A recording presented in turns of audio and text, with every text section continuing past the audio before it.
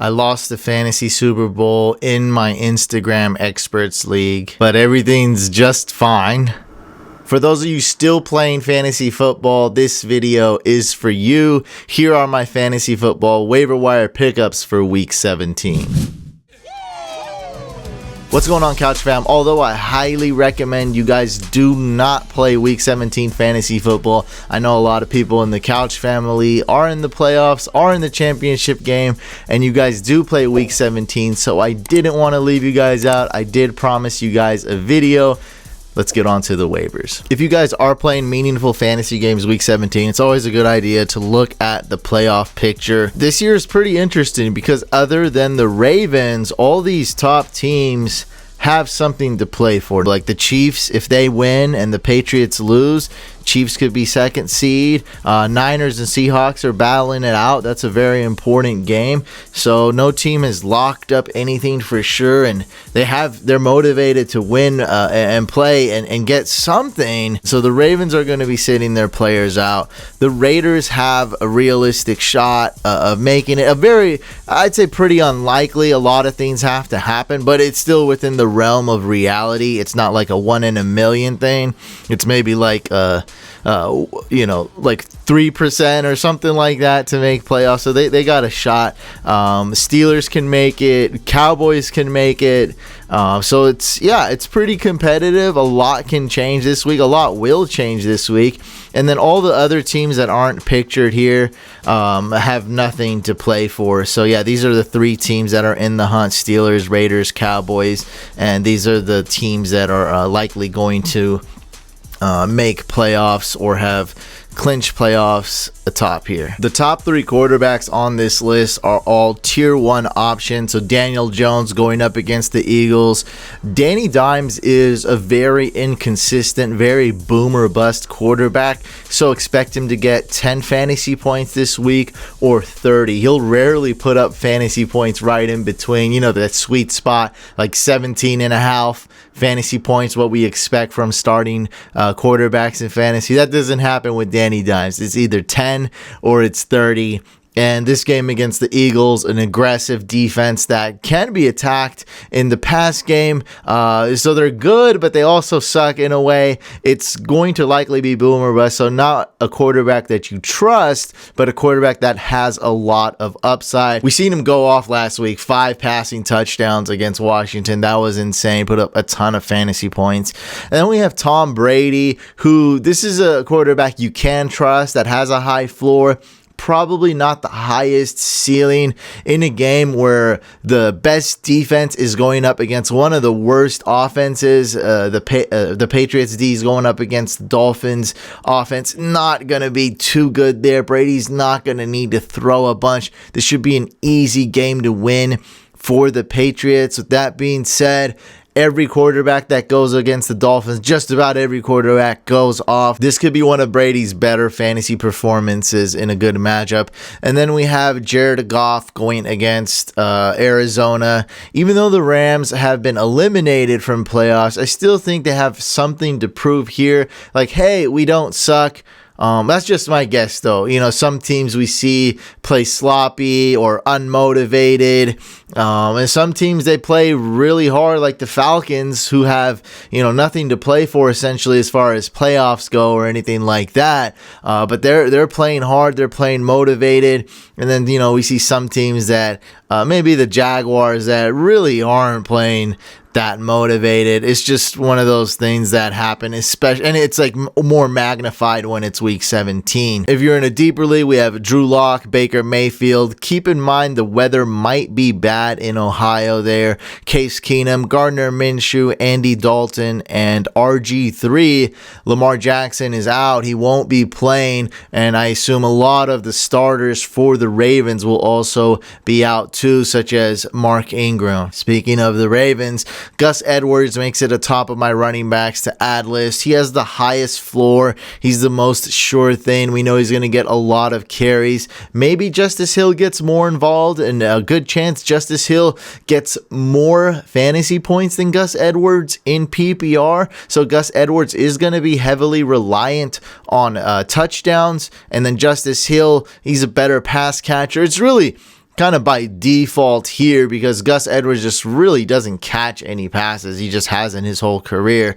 Then we have Kerryon Johnson, who got a little bit of work week 16, and that could continue to grow week 17 going against the Packers. I have a feeling that Josh Jacobs is going to play. He has a realistic shot of suiting up, but if he doesn't, DeAndre Washington's basically the only running back the Raiders have there by default, especially if Jalen Richard is injured. So I did want to make sure to add him. Pretty obvious one, and one that's already added in most leagues, but hey, going by the numbers, statistically most leagues he's not owned, so I did want to make sure to throw that out and talk about Richard and Jacobs injuries. Jordan Howard slated to play this week. Eagles did cut Jay Ajayi, so that means basically Howard should play. James Conner is injured yet again, so the two Steelers running backs are good to add Benny Snell and Jalen Samuels. This is going to be a low-scoring game going against the Ravens. I think it's like 50-50 who's going to win. Steelers could win, Ravens could win. Obviously, the Ravens had their starters in. It would be basically a 100% chance the Ravens would win, but that's not the case. Marshawn Lynch is back with Seattle. I assume he's going to be the starter, but I don't know. Is it going to be some kind of running back by committee? We have Turbin there. We have Homer there. Now we have Marshawn Lynch. And that's right. Procise, Penny, and Carson, all three running backs for the Seahawks are out. Crazy how many injuries they suffered in that position, seemingly all at the same time too. So let's see what's going to happen. I think Marshawn Lynch is the starter because I don't like Homer, but maybe they ease him in just a little bit and Homer is a starter, or they'll probably just go with, throw out someone out there, see how it's going, and then, make the decision on the fly. Seahawks are really trying to win this game against the 49ers. If they do, they hold the tiebreaker. They win the division. Niners, if they win, they're getting the number 1 seed in the NFC, so it's going to be a hard-fought game. I give the edge to my 49ers because the running game is not going to be as effective with the top 3 running backs of the Seahawks out. Anyway, we're talking fantasy, right? Then we have Tony Pollard going against Washington. Deion Lewis, if Derrick Henry is out. I actually do see Deion Lewis doing well, but Derrick Henry has to be out, though. So if Henry is out, Deion Lewis could be ranked maybe number 1 on this list. He could go that high. He really could. But yeah, we don't know. Let's see what happens with Derrick Henry's injury. And then we have Rex Burkhead, who's being used more, but don't trust any Patriots running backs, never do. And we already talked about Travis Homer, who was essentially the main running back, the only running back the Seahawks had last week when Carson and Procise went down. For wide receivers, you're not going to find a lot of help here if you're in the championship game, but I did have Kenny Stills, Steven Sims, who has got 21 targets the last 2 games. That's insane. 10 targets and 11 targets the last 2 games. That's pretty crazy. He is definitely emerging, and very curious to see if this trend will continue on to next year. Tajay Sharp becoming very fantasy relevant with the injuries to Corey Davis and Adam Humphries. Keep tabs on those 2 tight ends wide receivers. Justin Watson, one of the main wide receivers in the pass game for the Tampa Bay Buccaneers with Godwin and Evans out. Hunter Renfrow, Russell Gage, Chris Conley, Alan Lazard, Danny Amendola, Nelson Aguilar, John Ross. And for tight ends, Zach Ertz is questionable. Now, I really think he's going to play. But even if he does, Dallas Goedert is still very valuable. He'll get a ton of targets. I'm assuming Nelson Aguilar is not going to play. He's on the wrong side of questionable, just hasn't even been close to suiting up in several weeks. So Goddard should get a ton of targets regardless, and we do know that Ertz won't be 100%. Seems to be dealing with a very painful rib injury, so we don't know. Ertz might play, might not. Still, Goddard's a good start. And Jonnu Smith's really being slept on. I think he's a talented tight end. He's been a tight end 1 when Delaney Walker hasn't played. And she should be picked up in more leagues. Noah Fant is the one with the most risk. Like, he's really good, really talented. He's not 100%. He's a bit banged up. I did want to add him here. OJ Howard's getting a ton of targets, but man, this guy's just been such a bust this year. And just watching the Bucs is just, it's so painful without Godwin and Evans, 2 talented receivers. And then we have to watch Jameis Winston throw a bunch of picks on top of that. And then we have Caden Smith by default. default. He's getting a lot of targets. He's actually pretty decent. With Ingram and Ellison out, Caden Smith becomes fantasy relevant. For defenses, there's actually some really good defenses to stream. Saints D is going up against Will Greer. Weather conditions may not be that great. Saints D's upside is through the roof. We saw what the Colts D did to the Panthers last week. And then we have the Packers going up against the Lions. I think this is one of the safest defenses to start. I really like them. I just don't see David Blau doing well. Packers D stepped it up a bit. Week 16 for Monday Night Football. I like how they played. This is going to be a tough one for the Lions offense. I don't see them doing much. And then we have the Cowboys D going against Washington. Chiefs D going against the Chargers. And Chiefs D is actually really good. Like, I kind of wanted to make excuses for them. Like, okay, they're doing this and they've been like... Last 4 weeks, they've been great, and there's really no way around it. They've been playing really good, and it's not necessarily because of the offense or who they've been playing. Like, they've been playing well, and I see that continuing. They're just gelled, and man, I like their defense a lot, and going against the Chargers, who make a lot of mistakes, and they're a weird team.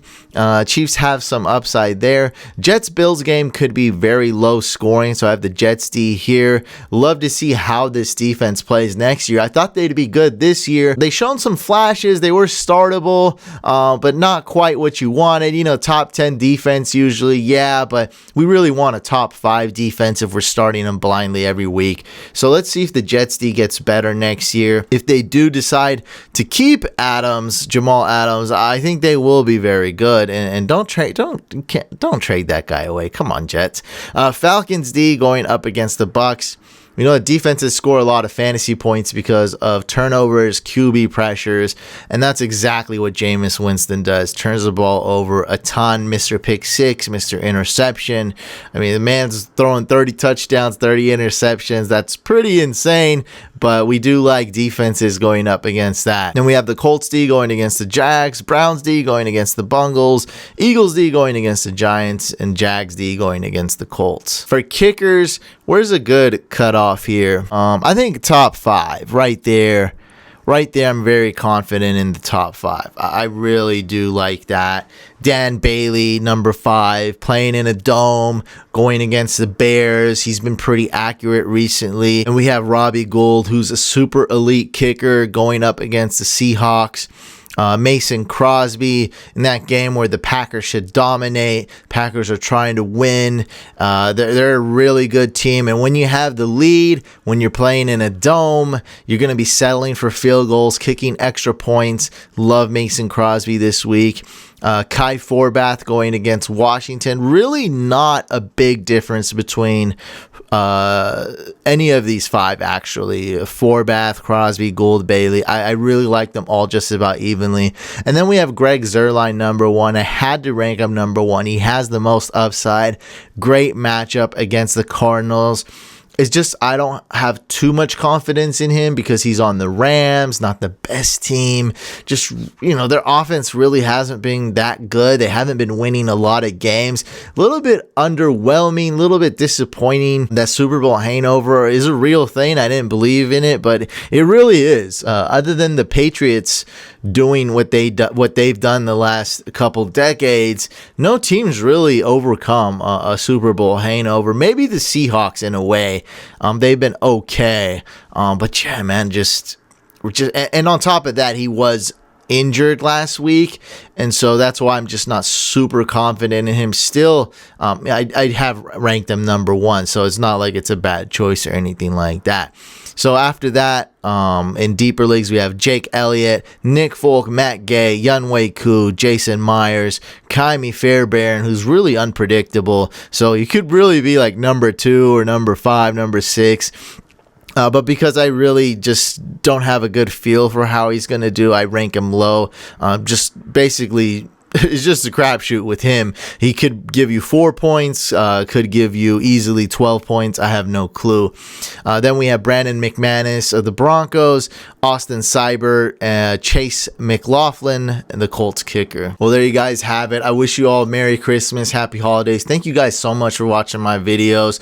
It really means a lot to me. The support you guys have gave me, it's been crazy, man. The growth's been crazy the last 2 weeks. So, man, everyone be safe, be good out there. Congratulations to those that have won championship. My condolences to those that have lost. Seems like a lot of people in the Couch fam has made it to playoffs, has made it to the semifinals, and a good amount made it to the championship game.